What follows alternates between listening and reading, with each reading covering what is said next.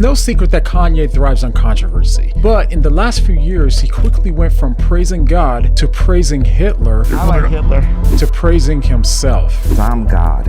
And in the last few days, he's taken things even further. Trust me, this is not the Kanye that you remember. Things are getting even darker. What's happening now isn't just another meltdown, it's exposing something that he doesn't want you to see.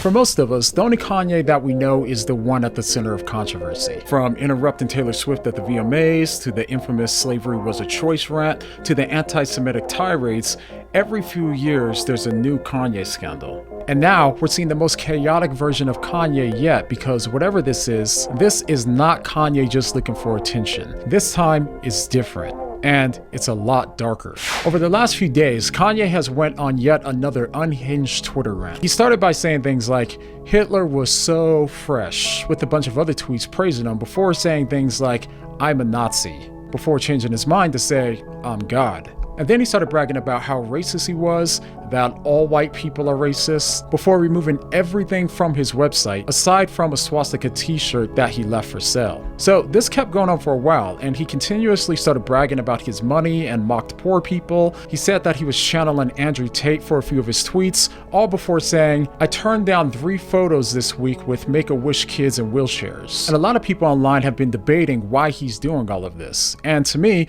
it seems obvious that he's also trying to stir up controversy before the release of his next album. Other people have been blaming it on mental health, and Kanye himself even recently blamed his behavior on apparent autism.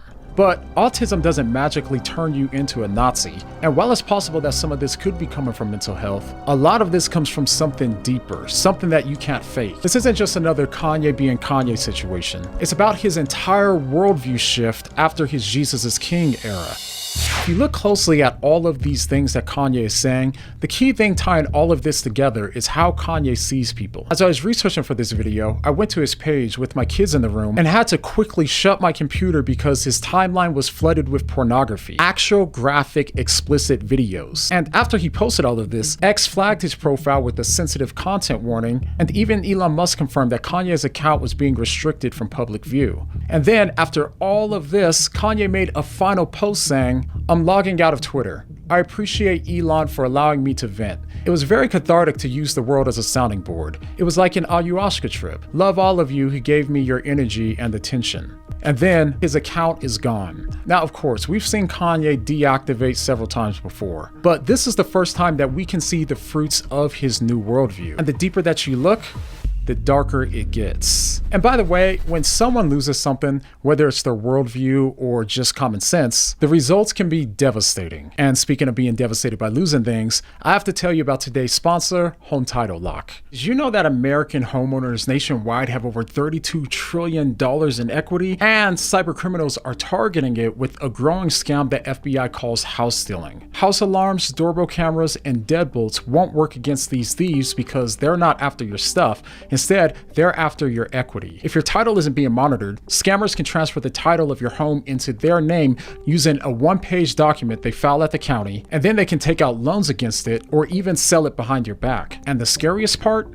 You won't even find out until collection or even foreclosure notices start arriving in your mailbox, but by then, the damage has been done and you're left with a financial and a legal nightmare. So the best way to protect your equity is with triple lock protection from our friends at Home Title Lock. Title Lock protection is 24/7 monitoring, alerts of any changes, and if the worst happens, restoration services at no out-of-pocket cost to you. So when's the last time you checked on your title? If you're like me, the answer is probably never. And that's exactly what these scammers are counting on. But you can check on your home title today to make sure that you're not already a victim. You can get a free title history report and a 30-day free trial of triple lock protection today by going to HometitleLock.com and using the promo code MEME, or click the link in the description. That's HometitleLock.com, promo code MEME.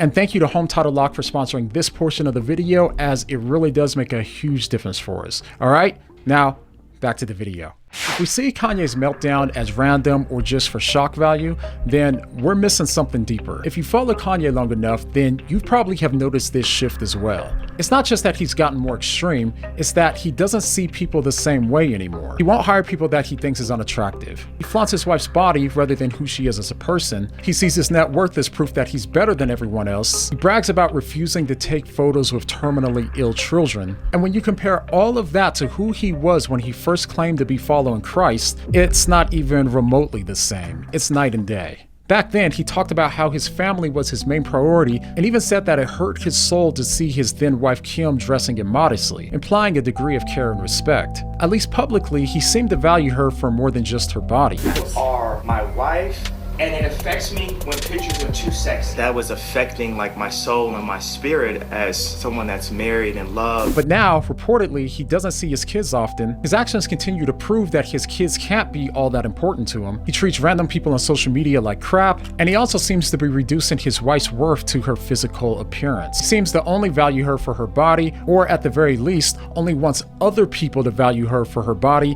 as he has her near or literally naked in every outing. But from his new worldview, it all makes sense. Why bother with morality if you believe that you're beyond accountability? Even kings in medieval times believed that they ruled by divine right, but at least they still recognize something above them, because Kanye has cut out the middleman. He sees himself as the higher power, and that's the real reason that he's spiraling. I had to get up and do it myself. I had so much to do, I ain't had time to pray. Look where I'm at today. When your worldview makes you the most important person, then everyone else exists to reinforce your self-image. He doesn't just think he's on top, he thinks that he's above everyone else, and he thinks that he's now untouchable. And that's why this isn't just another meltdown. It's a warning, because history has shown this time and time again, and it never ends well.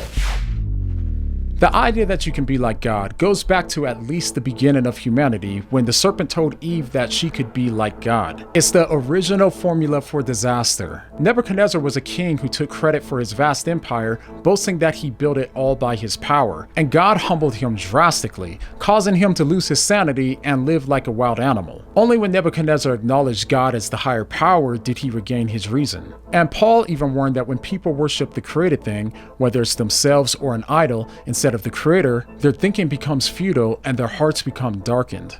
Sound familiar?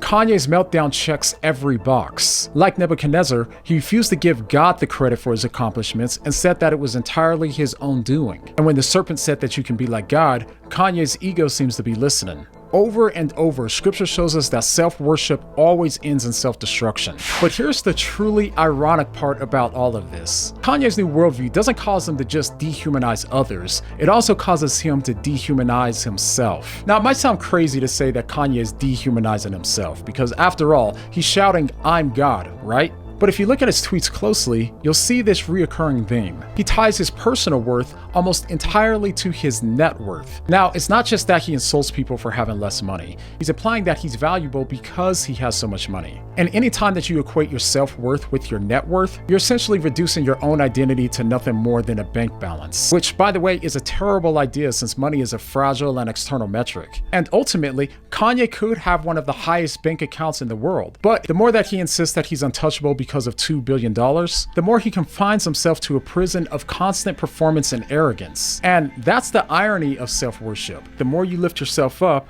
the less grounded in reality you become. Now, here's something that we can all agree on. Kanye was objectively better off when he claimed to be following Christ. When he exalted God, he seemed to value people. But when he exalted himself, he seemed only to devalue people. Instead of your value being tied to what you have or what you do, Christianity teaches that you're intrinsically and infinitely valuable because you were made in the image of God, regardless of talent, wealth, or influence. And it's this perspective that changes everything. It means that no one is lesser for being poor or physically disabled. It means that apart from Christ, we all share an equal standing before God. It means that nobody is intrinsically more valuable than anyone else. In Christianity, power isn't about lording over others. It's about serving others. And Jesus demonstrated this perfectly. He was God in human flesh, and he had every right to use his power to his advantage, but instead, he chose humility. He chose to take on the form of a servant and lay down his life for others. And by the way, if the greatest person to ever walk the earth wasn't made great by lording over others, then neither will Kanye. In fact, Jesus said, "Whoever wants to become great among you must be your servant."